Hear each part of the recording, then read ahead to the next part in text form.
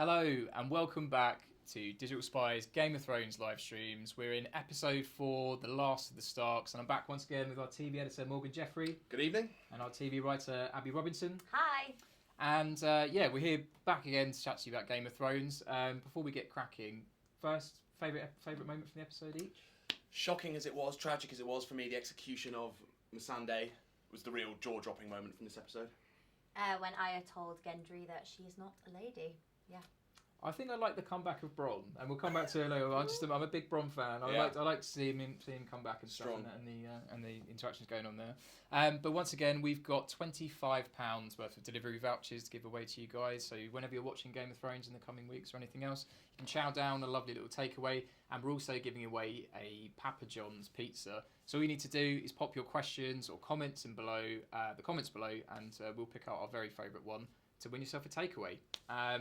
Right, so lots to chat through in this episode, Yes. and we kind of were saying before, it almost felt like two quite different episodes stitched together, and I guess that's part of the fact it's near the end of the show, quite long episodes. There's a lot to cram in. Starting right from the top. So Davos, little chat about the Lord of Light. So Melisandre's storyline is done. Beric Dondarrion is dead. Anyone that sort of crack out fire at will is gone. Do we think the Lord of Light is done with? Possibly. I mean, Tyrion's response to Davos's sort of belly aching was interesting. He was sort of saying, thinking about it won't do you any favours. I was wondering if that was sort of a message from the showrunners to the fans, being like, the Lord of Light, at the end of the day, it wasn't all that important. You didn't need to worry about it, and it is kind of done now. Yeah, I think particularly with the threat of the White Walkers and the impending doom and the darkness, the Lord of Light really provided sort of a dichotomy between light and dark, and now that darkness is kind of gone, there's not really any need for it anymore, and I think they've kind of removed the magic aspect of Game of Thrones, which was there before. That's kind of disappeared now. I think we're going to see a lot of the prophecies that fans have invested quite heavily in. I think we're going to see a lot of them maybe put aside as we've got this accelerated pace. We're rushing now towards the finale. Things like the Lord of Light, the Prince that was promised, that fans have theorised wildly on for these past 8 years. I think we're going to see them either sidelined or discounted as we get towards the finale. They have cracked out blue eyes, green eyes, brown eyes once again. Yeah. Quite a lot. Yeah, quite a lot. It's strange. I know the showrunners have never been that keen on the whole magic aspects of the show, and they really held that off for so long. So it is weird to kind of start all these plot threads, like Craster's babies, the White Walkers, and then them. Don't worry about it. Yeah, don't even worry. Don't worry about it. Okay, but talking about things we are worried about, Ghost. So we wanted to see him come back for so long. Yeah. Had a tiny little moment in the battle, just running. He's lost an ear. He's done good by Jon. Didn't even get a farewell hug. Didn't even get a farewell hug. Just Harsh. a look. Just a look. Just a longing look. look. How could you just look at that face? I felt like that was like a stoic, like we're Northerners, we don't show emotions. Sure. We just. I would have liked to have seen a little Jon and Snow, Jon and Ghost fist bump. Maybe just like, see you later, pal. Would have been nice. Do we think that's the last we've seen of Ghost? I think it might be. Yeah. I think he's going to live out his days further up north, roaming free, and really that's what he deserves. That sounds like something you tell a small child. He's up north now, roaming free. He's happy. Happy. That's what they're telling fans. Although, who wouldn't want to see a Tormund and Ghost spin-off? Wow. Come on, true. those two Yeah, would this have is the true. best That, time together. definitely. I love that Tormund sort of adopted Ghost. That was nice. It feels like Ghost is kind of going to be living the life that Jon wants to live, because he was saying, I'd be much rather be going on beyond the wall with you. Up beyond the wall, playing with Ghost, having a lovely time. It was a great speech by Jon right at the opening episode. Obviously, they did take a bit of time to pay tribute to all the characters we lost in the Battle of Winterfell. And it was quite a big stoic speech, but you didn't feel it was all that great. It wasn't my observation. I'm stealing it from someone on Twitter that Jon was doing a little bit of Star-Lord in Avengers: Infinity War, kind of deep throat acting. There was a lot of I was like, why is Jon Snow talking like that? I think maybe it's intentional. Maybe it's him trying to project authority he doesn't feel he has. But yeah, kind of Jon's voice was a little off there. Yeah, I did feel this episode his accent was waning a bit. What did you think, Abby? Potentially. I don't think it's been his strongest season to date, and I think with his delivery there, I don't know, I didn't really buy it. It didn't feel that authentic to me. But And maybe as an I'm actual just being Northerner, I picky. feel like you have a lot. Yeah, I think so. I think Okay, so some other notes we really need to chat about. This coffee cup. Okay, last week it was It's Too Dark Gate. Yeah. Now it's Coffee Cup Gate. I bet they wish it was a little darker. Yeah, this week. it's true. Yeah. So in case you don't know, there was a coffee cup lingering on the table in front of Daenerys while Jon is being lorded over by the wildlings and Tormund about, in fact, he can ride a dragon. Oh, wow, who's done that before? Yeah. And there was a coffee cup just in front of her. You can see it on our Instagram if you head over to Digital Spy on Instagram. And this wasn't like, a goblet full of coffee. This was like a proper craft services coffee I think cup. it was in Starbucks. You could just about It make it was. happen. Yeah, it was. Um, Great Yeah, advertising. imagine them trying to spell Daenerys or Missandei. They'd really struggle. HBO have responded to They this one, have haven't responded. Yeah, I have the response just here. HBO's statement on last night's episode of Game of Thrones. In response to inquiries from those who saw a craft services coffee cup in Sunday night's episode of Game of Thrones, HBO states, the latte that appeared in the episode was a mistake. Daenerys had ordered an herbal tea. There you go. At least they can laugh about it. This is true. Well, you can. Yeah, you have You to can, laugh, I think. yeah. That's Do what that or you can do. cry. So one other thing I wanted to pick up on was Sansa. So she's had so much great character development these last few seasons, and there was this kind of like reference to the fact she would be the same little bird that the Hound used to know if it wasn't for Ramsay Bolton. Obviously, she was raped by him, and then there was her dealings with Littlefinger. I really want to hear about your thoughts on this, Abby, because you had some quite interesting. Yeah, we did. takes. Well, we were saying before she almost credited her terrible exes for the way that they treated her, and it very much felt like shout out to my ex. Thanks, guys, for making me stronger. I'm now an independent woman, and it just feels like it's a cheap narrative device, especially because it's headed up by two men. It felt like they didn't quite understand the significance of that and didn't quite develop her character in the way that it potentially could have been. Do we think it's kind of them responding? Because there was so much criticism at the time of the way it was handled, and do we think it's kind of them trying to try and make it into some retconned character development? Yeah, like, it redeem actually happened themselves. to bring us to this point now and make her the person that she is. Yeah, quite possibly. I think Sansa's evolution has been great. Her character progression, from where she was to where she is now, is great. I think Sophie Turner's been particularly good actually in this last season. Having said that, as you mentioned, the narrative idea that her traumatic experiences have somehow made her into a better person, and so thanks for that. I don't know. It feels a little icky. It's Yeah, I agree. I think a lot Problematic. of people are saying it's almost as if, oh, you're a better person than you were before because of everything that's happened to you, and I think that's a strange way of looking at it. There's definitely an argument to be made that she's a survivor and she's come through these traumatic experiences a stronger person. But I think the way it was sort of verbalized in this episode was maybe a little. Don't think they quite nailed it for me. Where do we think things go for Sansa? Because I thought it was particularly interesting where she passed on the information about Jon's heritage to Tyrion. It's kind of like she's playing 3D chess, a bit like Littlefinger, Yeah, and she can and- see where that goes. Yeah. And don't trust Daenerys with your pin code because it's Yeah. like, I swear you to secrecy. Tyrion, like rubbish. Yeah. So yeah, she's still up in Winterfell. She's there with Brienne. Everyone's gone south to go have this big battle. Where do we see her ending up? Do we think she's got much more plot left? 'Cause it does feel like a shame if they're kind of tying things up for her. I don't think she wants to go south. Her life south was absolutely horrendous. I don't think she's got any desire to be around Cersei or back in that environment ever again. And I think potentially she'll just remain at Winterfell. She did mention that she was disappointed to not see Cersei hang to Jaime. So I did wonder whether, of all the people that's kind of got a really big investment in seeing her dead, Sansa's definitely up there. I think though with the way the story seems to be going is that Jon is going to, Daenerys is obviously going to battle Cersei at King's Landing.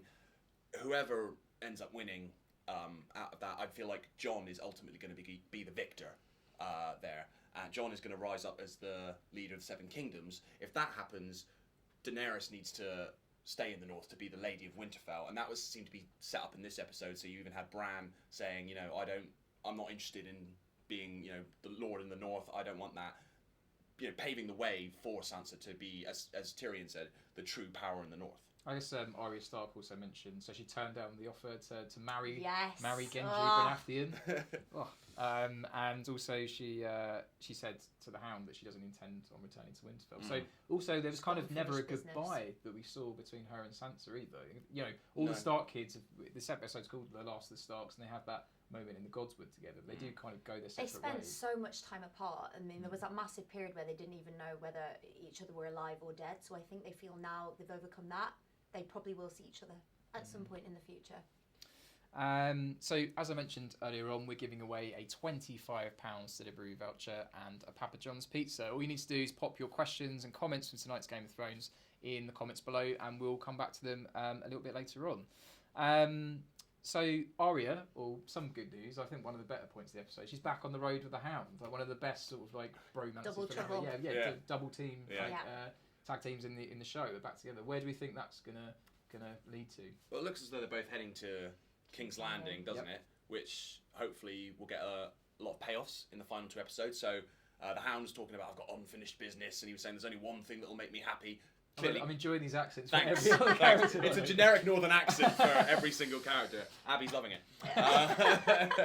So basically, he's heading to King's Landing for, we hope, Clegane Bowl. He's finally going to fight the Mountain, who we hate even more now that he decapitated Missandei. So that's surely going to pay off in the next episode, or maybe even the finale. Arya presumably is heading there to kill Cersei. I think she'll try and on kill her list. Cersei. I don't think she's going to kill Cersei. Really? They're not going to give her 2 of the biggest kills in the entire series. I wonder Maybe if not. she might end up killing the Mountain, like she saves the Hound from like just about to be killed or being killed, and then that's like the sort of like tying that little race. If anyone can take him down, she can. And as well, it would be like one of the smallest, deadliest characters in the show. Yeah. This is one of the biggest. And Yeah. they love that whole. I don't know. Visually it looked great. Visually, that would be amazing. Yeah. Arya versus the Mountain. That would be incredible. So one of the things that sort of like came out of the last episode was like who was alive and who was dead, and we were kind of in this episode. I was pleasantly surprised to see both dragons are actually alive. One of them survived, having a lot of zombies piled into us until about a third of the way through. Not for long. Yeah. Not for long. R.I.P. Viserion. Oh, was it Rhaegal? Rhaegal. Yeah. What do we think of that death? Because it happened quite easily after all that the dragons have been through. They fought off loads of zombies, and they fought, all sorts of characters over the years. They fought off stingers before, managed to get hit by one and survived, and now they're a bit beefed up now. Yeah. I feel like a lot of the forces that Daenerys has managed to assemble were siding with her because she's got 3 dragons, or no, she's got 2 dragons. She's the mother of dragons. She's the queen of dragons. And I was like, she's definitely going to win this war. And, credible or not, I feel like they needed to strip some of that away from her. We've talked about Daenerys has lost a lot in this episode, and I feel like now she's only got the 1 dragon left. It feels like a slightly fairer fight. Yeah. So I feel like the dragons suddenly became very, very vulnerable because it makes it more interesting. If she's got 2 dragons, she's probably going to win the battle against Cersei. Just 1, maybe not. Yeah.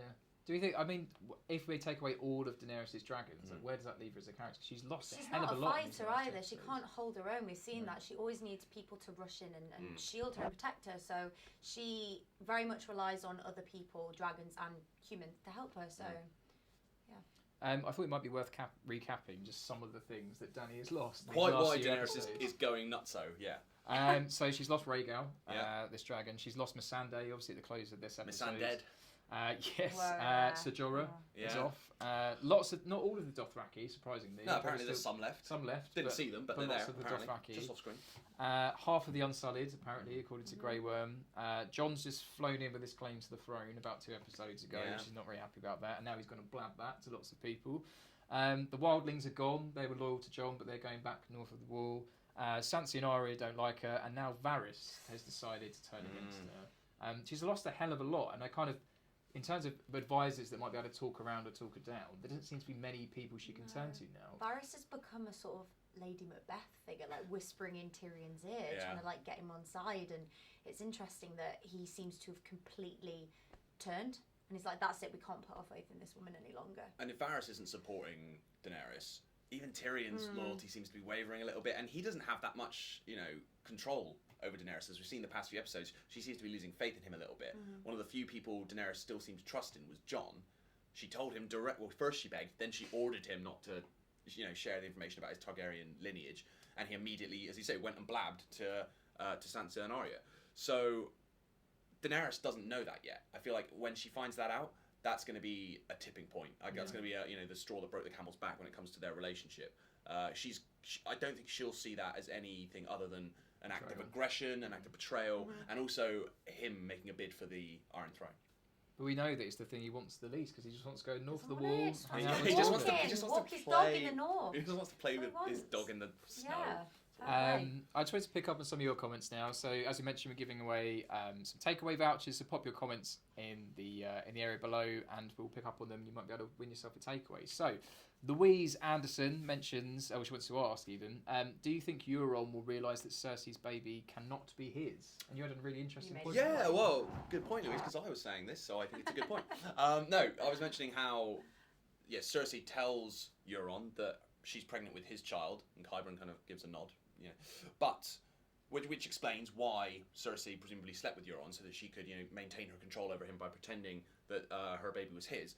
But when Tyrion arrives at King's Landing, he addresses the pregnancy, and he's been gone from King's Landing for a long time. You can't just send like a text. No, be like, right? Yeah, "Yo, what's maybe going someone on?" sent a Yeah. raven, but for Tyrion to know that, she would have had to been pregnant for a lot longer. Since the Dragon Pit. Yeah, since the Dragon Pit, and Euron was there listening to that, and we didn't cut to him or see his reaction to that. But if he does the maths, I know he's not the sharpest tool. I feel it's a very good point, and that would be a great way for the show to sort That of would deal be with clever. it. It'd be clever. I just that. don't think it's going to happen. They're not going to do even it, even if Euron doesn't come to that conclusion himself, though, Tyrion has that knowledge. He knows it's Jaime's baby. We know he's now at King's Landing. Maybe he could whisper in Euron's ear and tell him the truth, and maybe it'll come out that way. Tyrion's due a smart moment because I feel like he's kind of drifted away from the whole. He's incredibly intelligent, and this is why Daenerys trusts him. So he's due one. He needs a power play. So much of these, this last season, a bit of the last one as well, has been Tyrion messing up, making and terrible Massively decisions. so. yeah, Yeah. and he's drinking a lot more, as they mentioned in this episode. Yeah. So I do feel like maybe this is some of some of our favourite characters starting to fail, and I still do feel like with him he could flip in some way where he makes a decision which isn't black or white, but he's trying to help the Lannisters, and overall whether it's to like save Jaime when she wants to, when like Daenerys wants to kill him or something like that. Graham Charles mentions Go Varys. He's outlived Littlefinger and he looks set to oust Dany, which is a very good point. I kind of wanted to ask you both, and we should have a poll running in the comments around this as well. Who do you agree with, Tyrion or Varys? So just to recap, Varys is very much like, I'm for the people. I don't think Dany is good for the people, so I'm always going to side on the people's behalf. Jon should rule without a queen. He's an honest guy. And then Tyrion says, just marry the two. They balance each other out. They work it out. They're both good people deep down. What are you two thinking? I feel like there's going to be a divide here because we were talking about this before the broadcast. I'm Team Varys. Yeah, all the Team way. Varys. He's talking a lot of sense right Yeah. now. Yeah, he's the voice of reason. Tyrion is. I think he's being too emotional at the moment. I think he needs to sort of become more pragmatic. The showrunners have said that Tyrion is, to a certain extent, in love with Daenerys, and I feel like that, like you say, that is clouding his judgment.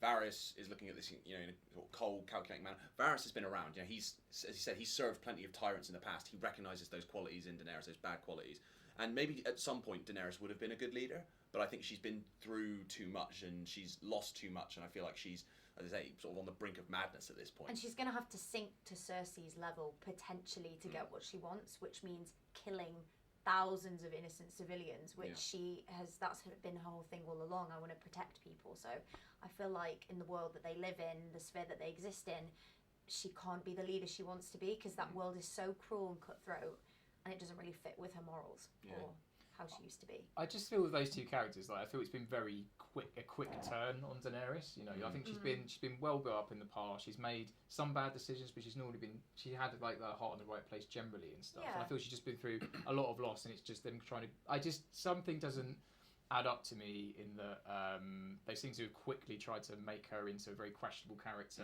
The Starks don't really like her for no good reason. She's not really done anything bad as such, like in these last few episodes. I think a big part of this show is how people react to loss and deal with loss, and it makes people do different things. With Cersei, I mean, she's lost all her children, and it seems to have just pushed her over the edge. Which was her one redeeming feature, Yeah. as Tyrion pointed out. Yeah. And I felt this even before Battle of Winterfell. As like all this like squabbling between the Starks just feels very much like when they had a bigger problem, they were still squabbling between themselves and stuff. And I feel like when you just get Cersei out of the way and then let's deal with it and stuff like that, they just they're making problems for themselves. But I feel like a union is always going to be better than, because do you want to have another war between like Jon, and Jon's never going to fight that war, so someone's going to have to kill. So what, does Arya kill Daenerys? I feel like that's where the last episode is driving to. Though I feel episode 5 is going to be the big battle between Daenerys and Cersei, and then I imagine Cersei will die in the next episode, and then Daenerys will have taken King's Landing, but as you say, she'll have sunk to Cersei's level. She'll have become the Mad Queen.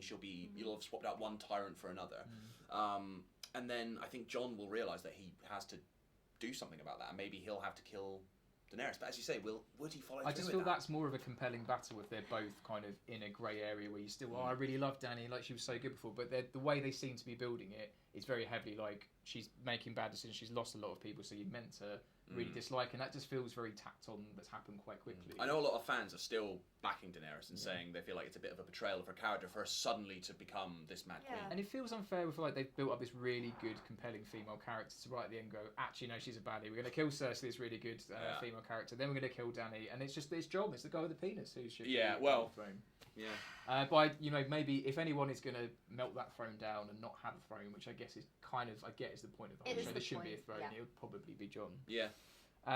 So dipping back into some of more of your comments, Leanne mentions gutted by losing another dragon and Missandei. I want Euron and Cersei to burn. I think lots of people do. And I think going by the episode, the trailer for the next episode, it sounds like Euron might be burning. I think so. Phil Cross mentions the latte that appeared in the latest episode was a mistake. Daenerys had ordered a herbal tea. Yeah. Has there been any other mistakes like this that have gone unnoticed and past edit? Well, I know that in the first season, somebody walks past the background in Winterfell and they're wearing a pair of jeans, which isn't quite as ghastly as the copper. Yeah, maybe that was just a fashion trend that didn't catch on in Winterfell. Yeah. But we'll keep an eye out for some more. We've hopefully there's no more in this final season. I mean, they've only got 2 episodes left. True. This is true. We're a big fan of mistakes at Digital Spy. We've got a Friends edit, which is like a compilation of all the Friends mistakes and stuff. So we'll definitely dig through and try and find some more for you, Phil. Lana mentions Dany screwed up. Why was she attacking the Iron Fleet frontal? She's on a dragon with freedom of movement. Attack from the back of the fleet. Because they can't turn their ships around. This is true. I did think that she was, when she was turning around, they were like had a scared look on their faces, and then she's going to come in from the side. There's been a lot of dodgy tactical manoeuvres, as we know, in this season of Game of Thrones. So tactically, the Battle of Winterfell was not spot on, and again, just full on front charging towards a massive scorpion, as it's known, that weapon. Yeah, not a great move. So one of the other major moments of the episode was Brienne and Jaime finally getting together, and Laura Capron just asked about this, and she mentions, where do we think Jaime's gone off to? But before we get to that, I think let's unpack, how do we feel about Brienne finally getting with Jaime? I think it really cheapens her character. I think the fact that we see her crying in the cold as he gallops off into the distance is just... She's a human being. She's allowed to have emotions. She's, a fully fledged, whole round character. But that just felt so wrong, and I was so disappointed for her. And I think we were saying before, it was to service Jaime, the male character. It was nothing to do with her, and that was a mistake. Yeah. I've never really felt there was I know we talked about this a few weeks ago. Actually, I've never really felt there was a romantic connection, particularly between those two characters. I always felt like Jaime flirted with her a little bit, but that was more about a bit of a power play. They respected each other, but then suddenly this week they made the leap into romance, and I felt like that was just so that there would be conflict for Jaime, so that he would feel, well, I could stay here and have this great life with Brienne, but no, I'm a bad person. I don't deserve this great life. I've got to ride off and be with Cersei, no matter what. And for me, that was all about motivating Jaime, and I didn't buy it for Brienne. I didn't buy it for the two of them. I'm surprised that Brienne has had so much plot. To be honest, in these last couple of episodes, she got knighted, and I felt like she had a lot of admiration for Jaime. Like back when he was her prisoner and stuff. Yeah, I felt like it might be one-sided from her part. I guess when they finally got together, that was good. But yeah, I completely see what you're saying about undoing a character.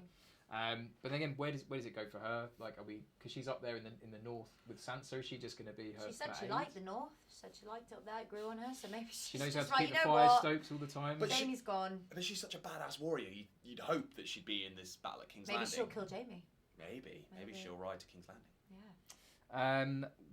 What do you think Jaime's plan is? Is he going down to King's Landing to kill Cersei? Is he going to join up with Cersei? Is he going to join Daenerys? Is he just going there, just going to decide when he gets there? I don't think Jaime knows what Jaime wants. To be quite honest, I think he just feels compelled to be with Cersei. He said, he would kill for Cersei. He'd do anything for Cersei. He knows one way or another this is going to be a pivotal moment for Cersei and the Lannisters. Either Cersei's going to die and King's Landing's going to fall, or she'll do terrible things to maintain her reign. He just knows that's going to be a pivotal moment. So I think he just wants to be with her, and I think that's sort of like a primal thing in him. I don't think he particularly knows who he's going to stand with or what he's going to do when he gets there. Will she take him back though? Because she was very much seemed like she was done with him. She was going to get the mounted to behead him last time. I don't think it's a smart decision to head back at all. I mean, narratively they had to, because people need that one final showdown between them. However it will end. I mean, she's carrying his baby, right? Yes. So I don't know. Surely he won't kill her because she's with child. That would seem quite out of character for him. So dipping back in some more of your comments, Aidan asks or mentions Arya will kill Cersei wearing Jaime's face as the prophecy says. So yeah, the prophecy in the last episode was brown eyes, blue eyes, green eyes. And there's Cersei has green eyes. Yeah, so Cersei has green eyes, which has been prophesied that Arya will kill someone with green eyes, which could be Cersei. There's also a prophecy that is in the books, but not in the TV show, that Cersei will be killed by the little brother in High Valyrian. And so people are saying, well, is that Tyrion, or could it be Jaime? I know him and Cersei are twins, but he might be like a slightly younger twin. Or that it could be, because of the green eyes prophecy, it could also be Arya wearing one of their faces, wearing Tyrion's face or Jaime's face. I do feel like she's got to pull out this faceless magic, magic again. At some stage, she's not really been around since she took down. The Night King. But then the younger brother, who is meant to kill the little brother, who's meant to kill Cersei, it could be the Hound, because he's now heading to King's Landing. It could be Euron, who was the little brother of Balon Greyjoy. Yeah. If he finds out that she's lying to him about the baby, maybe he snaps and kills Cersei. What else would I mention? So Laura also says that we should bring up the icon. This is Bronn of the Blackwater. Well, you wanted to talk about Bronn. I did. I'll take the lead in this. So I think that Bronn is going to come back again at the 11th hour. Right. Jerome Flynn mentioned in a previous interview that fans probably won't like Bronn by the time the show is done. And obviously he wasn't great. He didn't break Tyrion's nose, but he certainly hurt him. They had a nice brotherly moment and just bowls in there with his big bloody bow and hits him on the nose. It was a bit out of order, really. I'm wondering whether Bronn comes back in next episode or the last episode or something to kill Tyrion, because you think about all the people that could kill Tyrion that would have big impacts. Those two were paired together for ages. He's carrying around religiously this crossbow he's been given that killed Lord Tywin, who was Tyrion's dad, and as well it would kind of be like how killing off a fan favourite character from Bronn would be, and he was dead in the books by this point. So I feel they've kind of got free reign for however they want. It's interesting. There's anything with Bronn. There's 2 episodes left, and they're huge episodes. But I wonder how many characters are really going to feature in these episodes, because there are lots of characters who they might reappear, or they could equally leave them where they are. So Yara has sailed off; she could come back, but equally that could be her end. Tormund, he's left; that could be his end. Same with Bronn. I feel like he's got his castle, all being well. Which is all he ever really wanted. We could just maybe see an end montage of him sitting on Line of Duty style. Yeah, Line of Duty style. A little caption saying Bronn ended up, sitting over Highgarden. Also, he was H. Yeah. So I don't know. Maybe we have seen the last of Bronn. I hope not. I hope not. Great. I do feel like Yara Greyjoy could come in for a Gandalf at the last minute. Yeah, she deserves a big satisfying kill. She was only in episode 1 ever so briefly. Yeah. She? Also, Euron Greyjoy to me feels a bit one-dimensional when he doesn't have that family tie. So Theon's obviously now dead. Yara's really the only family he's got left, and without her, he doesn't really have a connection to any character other than Cersei. And I feel like you need Yara there to flesh Euron out a little bit. I feel as well that Theon didn't get a huge amount of mourning apart from that sort of silent moment between him and Sansa. It was nice Sansa giving him the Stark pin, though, as a little nod to the fact that he was family at the end. So I wonder whether some sort of emotional payoff for Yara mourns Theon or something like that. She doesn't even know he's dead, as far as we know. She doesn't, no. And also Samwell and Gilly. So Gilly's with child now. Samwell, they seem like they might have a happy ending. Yeah. Where are they going? Just sticking around? Did they stick around? I think they were just going to stay at Winterfell for a bit. Yeah. Where it's safe. I mean, I think again that's a storyline that could be wrapped up, and we'll just see them happy at the end with a little baby. I'm little assuming baby that Jon. whoever ends up in charge, like Samwell's the Grand Maester. Yeah. What else can he do realistically now? His purpose has been served. I was happy to see though him feeling a little bad standing over Ed's corpse, as I pointed out last week. Pretty much was Sam's fault that Ed died, so glad to see him feeling a little bit of guilt there. Right, finally, I think that's almost time to wrap up. So we are giving away a £25 delivery voucher as well as a Papa John's pizza for the best questions and comments, which you can pop in the box below. I think a few more to run through were Leanne mentioned Brienne should have chosen Tormund, but I'm hoping Jaime lied to Brienne to stop her following him as he goes to kill Cersei and protect her in part. Does Brienne need protecting though? No. I feel like she's more of an able warrior. Like Bronn said today, you can even have done me on your best day, and your best days are behind you. Yeah. Keith mentions, where did Bran go as the three-eyed raven during battle? So yeah, in last week's episode, I think we briefly touched on. He says, I'm going to go now, and then goes into... it's like he's in the room. Play the ultimate Raven Simulator. Yeah. He flies up, and then he sees the Night King, the Night King, then at that point is when he makes all of the dead walk across the fire and start trying to siege Winterfell. But then he's kind of in his three-eyed raven space until Theon's about to die. Bran, kind of like Lord of, what is the point of Bran? Like he's obviously not going down to King's Landing. No. Just gonna go and sit by his tree and live in the past. He doesn't want for much anymore. I feel like for anything anymore. No, I don't want anymore. Leave me alone, Mum. Yeah. That's Bran's whole vibe. I mean, he's like big. It feels like the most impactful thing he's done is tell everybody about Jon's heritage, which was kind of like a thing that he did with Samwell. Again, though, with a lot of, there's so many different ways. It's quite exciting, really, that we've got 2 episodes left, and there's still so many different ways that Game of Thrones could end. And there's so many characters that I said that may play a part in the final 2 episodes, but may not. And Bran is one of them. And with the prophecies as well, some of these prophecies may pay off, some may not. And I personally feel, again, I don't think Bran's going to have a huge role to play in the final 2 episodes. Okay, so wrapping up there. I think out of all those comments, who I was our enjoyed favourites? Leanne's comment about Brienne and Tormund, because I'm totally shipping those 2. Yeah, Leanne. Yeah. Yeah. Okay, so Leanne, well done. You've won yourself a £25 delivery voucher. Abby, did you have any other favourites from the comments we had today? Any favourites? Something about wanting Cersei to burn. I just love the aggression in that. Yeah.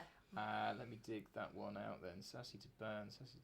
Oh yeah, so that was Leanna's ready. She's Oh. already won. She's already Lots on of a good roll. comments. Good Leanne. work there, Leanne. I think Louise raised a good point though. She said, "Do you think Euron will realise that Cersei's baby Oh, of cannot course, be his?" yeah. Which I think was a Great very comment. astute observation, Yeah, which really Artelia great. Edison Morgan made as well. So, Louise, well done. You've won yourself a Papa John's pizza. If you both just pop your email addresses to us in the inbox, then we'll both be in touch to drop you your prizes. But we'll be back here next week, straight after the episode is broadcast on Sky Atlantic. And make sure you tune into digitalspy.com for all the latest on Game of Thrones. And we'll see you next week. See you next week for the Battle of King's Landing. Battle of King's Landing.